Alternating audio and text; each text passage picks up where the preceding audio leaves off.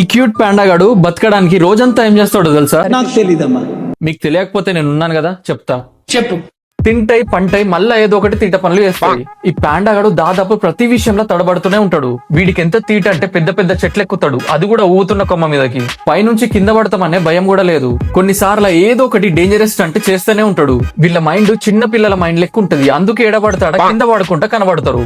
అంటే పాండాకి common sense ఉందా లేదా అనేది కామన్ సెన్స్ కే డౌట్.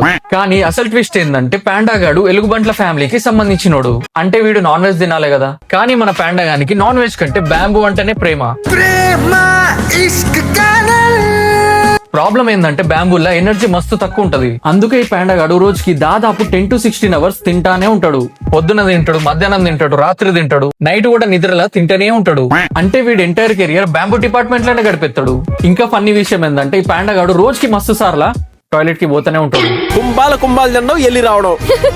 అంటే వీడి లైఫ్ తినాలే, పండాలే, టాయిలెట్ కి పోవాలి, ఏదో ఒక తీట పని చేయాలి, మళ్ళీ తినాలి. అంతే, వీడి లైఫ్ మంచిగుంది కదా. ఇట్లాంటి క్రేజీ ఎనిమల్ ఫ్యాక్ట్స్ ఇంకా కావాలంటే ఫాలో కొట్టండి.